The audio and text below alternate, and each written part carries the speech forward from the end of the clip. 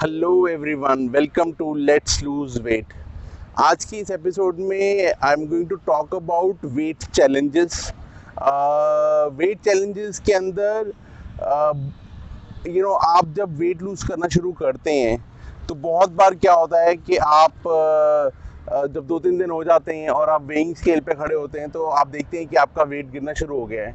And थोड़े दिन और निकलते हैं और आप फिर चेक करते हैं एंड आप देखते हैं कि आपका वेट थोड़ा और गिर गया है। पर कुछ दिन ऐसे होते हैं कि आप उसी टाइम उसी रूटीन से अपना वेट चेक कर रहे हैं एंड आप देखते हैं आपका वेट बढ़ा हुआ है एंड आप सोचते हैं कि आप क्या ऐसा गलत कर रहे हैं कि जिससे आपका वेट फिर से बढ़ रहा है। उसके अगले दिन आप फिर वेट चेक करते हैं just to be make sure, क्योंकि आपको पता है कि वेट फ्लक्चुएट करता है और आप फिर देखते हैं कि आपका वेट वहीं स्टेगनेंट है। उसके अगले दिन भी आप देखते हैं कि आपका वेट स्टेगनेंट है। तो उस चीज़ों से निराश ना होइए, उन चीज़ों से आप ये मत सोचिए कि आपका वेट लॉस स्टेगनेंसी पे आ गया है, आप इनिशियल लेवल पे प्लेटो हिट कर गए हैं, ऐसा कुछ नहीं है। तो इसके पीछे कुछ साइंटिफिक रीजंस हैं जो कि मैं आज आपको इस वीडियो में बताना चाह रहा हूँ।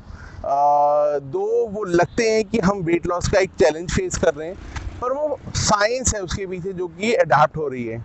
तो आप ये देखिए कि आप आज तक कभी एक्सरसाइज नहीं कर रहे थे, आपका जो लाइफस्टाइल था उसमें वो बहुत सेडेंटरी लाइफस्टाइल था, वो ऐसा लाइफस्टाइल था जिसमें आपकी कोई एक्टिविटी नहीं थी।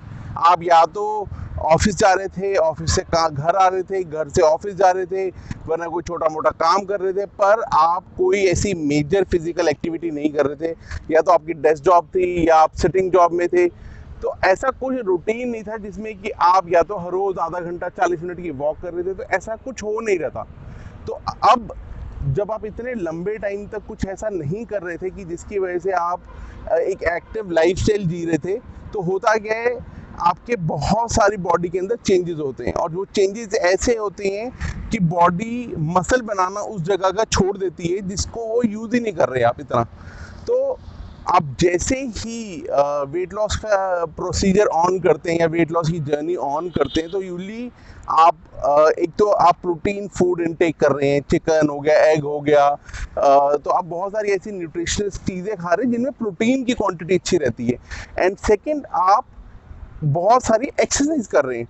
हो सकता है मेरे जैसे लोग 20 मिनट की एक्सरसाइज या 30 मिनट की एक्सरसाइज कर रहे हो, पर बिलीव मी 150 किलो का आदमी जब 30 मिनट चलता है तो इट इज़ लाइक कि एक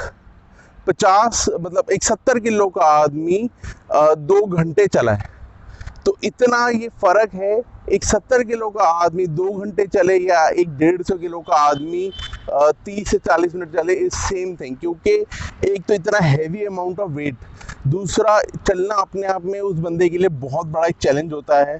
तो और अमाउंट ऑफ कैलोरीज लूज करना एक 150 किलो के आदमी के लिए ज़्यादा हो जाती हैं उस 30 मिनट के अंदर ऑल्सो। सो मेरी बॉडी के अंदर बहुत ज़्यादा फैट है, ऐसे ऐसे मसल ग्रुप हैं जो कि पहले सिर्फ सेडेंटरी लाइफस्टाइल की वजह से मसल एट्रोफी होती है, मतलब मसल जो होता है आपका बिल्ड नहीं हो रखा होता इस एरिया का, तो मसल की वीकनेस होती है उस जगह पे। And suddenly what happens is, क्योंकि आपने अब वेट लॉस करना शुरू करा है और अब आपने एक्सरसाइज करनी शुरू करी है, तो आप देखते हैं कि आप नहीं देखते, एक्चुअली आपकी बॉडी देखती है कि आप एक मसल ग्रुप को यूज़ कर रहे हैं regularly and to build muscle there, ताकि वो उसको सपोर्ट कर सके। आपकी बॉडी क्या करती है, उस जगह पे मसल बनाना शुरू करती है एंड सडनली फैट की जगह मसल बनने शुरू होते हैं।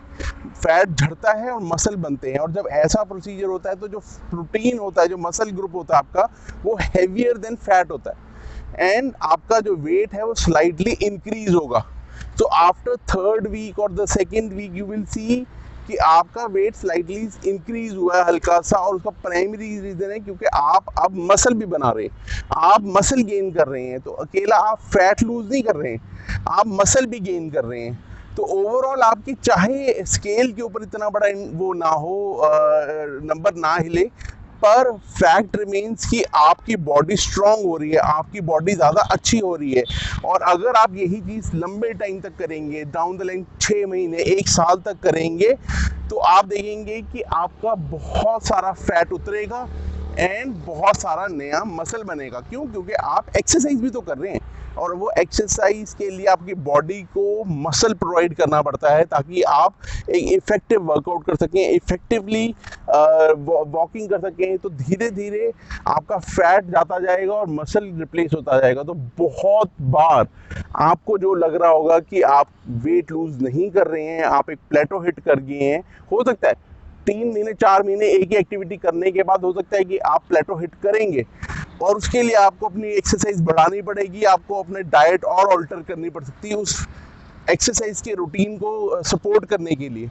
पर इनिशियली अगर आपको वेट में पहले 2-3 महीने के अंदर वेट में कहीं स्टेगनेंसी लगती है, तो वो स्टेगनेंसी नहीं है, वो बेसिकली आपकी बॉडी फैट से मसल की तरफ स्विच कर रही है। क्योंकि अब आप चल रहे हैं तो आपको लेग्स को, काफ्स को, आपके पैरों को, हर जगह को सपोर्ट करने के लिए मसल्स बनते हैं, और वो मसल्स बना रही है अब आपकी बॉडी, और जो कि आपको लंबे टाइम तक अच्छा सपोर्ट करेंगे। तो आई होप ये चीज़ आपको एक क्लैरिटी देगी कि आपको अपनी बॉडी से क्या एक्सपेक्ट करके चलना चाहिए when it comes to gaining muscles and fluctuation in wait.